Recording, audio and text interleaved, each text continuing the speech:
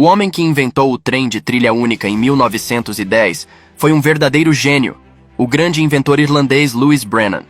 Ele inventou um trem que precisava apenas de uma trilha para funcionar, não apenas para economizar no custo de construção, mas também teoricamente para ser mais seguro do que o trem comum, pois não descarrilaria em curvas de alta velocidade. Então, como ele fez isso? Para realizar a corrida de trilha única do trem, o primeiro problema difícil a ser resolvido é o equilíbrio. O método de Lewis é instalar um giroscópio enorme dentro do trem. Você pode pensar nele como um disco giratório em alta velocidade que mantém o equilíbrio do trem pelo torque da rotação. Mas logo, Lewis encontrou um novo problema, ou seja, como fazer o giroscópio seguir a direção do trem. Se a direção do giroscópio e a direção do trem não estiverem consistentes, o trem perderá o equilíbrio. Então, Lewis teve uma ideia genial, ou seja, instalar o giroscópio no trem e em seguida instalá-lo e o primeiro giroscópio girar em sentido contrário e então usá-los engrenados para conectá-los, para que quando o trem virar, os dois giroscópios se restringam mutuamente, mantendo assim o equilíbrio do trem. O método de Lewis foi comprovado no modelo, mas quando ele o usou para construir um verdadeiro monotrilho, ele encontrou novas dificuldades.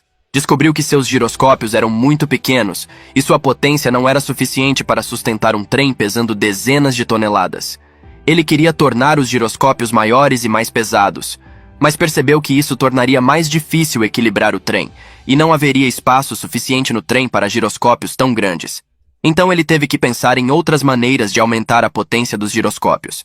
Então ele adicionou um motor aos giroscópios para fazê-los girar mais rápido e, em seguida, os colocou em um suporte que podia ser girado para que eles pudessem inclinar conforme o trem se inclinasse. Ele também colocou duas palhetas nos eixos dos giroscópios, para que quando o trem se inclinasse, os eixos batessem nas palhetas e causassem atrito que faria os giroscópios rolarem para um lado, dando ao trem uma força reversa para recuperar seu equilíbrio. Ele pensou que isso seria suficiente, mas surgiu um novo problema, ou seja, a vibração do trem faria o giroscópio pular ao redor nas palhetas, o que tornaria a força do giroscópio instável, às vezes muito grande e às vezes muito pequena. O trem balançaria muito desconfortavelmente. Então ele teve uma solução ainda mais genial, que foi usar a pressão do ar para controlar a potência do giroscópio. Ele fixou os giroscópios ao trem e depois colocou um interruptor em seus eixos, que controlava duas válvulas que controlavam o fluxo de ar comprimido. Ele também instalou um grande tubo redondo no trem com um pistão dentado dentro, que empurrava o giroscópio ao redor. Quando o trem se inclina, o giroscópio impulsionará o interruptor. O interruptor fechará uma válvula para abrir outra válvula, para que o ar comprimido passe de um lado para o outro para promover o movimento do pistão. E o pistão empurrará o giroscópio para girar e trazer o trem de volta ao equilíbrio. A vantagem desse método é que ele pode amplificar uma pequena quantidade de ar. O giroscópio é uma ferramenta muito poderosa. Ele pode transformar uma pequena quantidade de pressão em uma enorme força, porque o ar comprimido tem a mesma pressão dentro do tubo.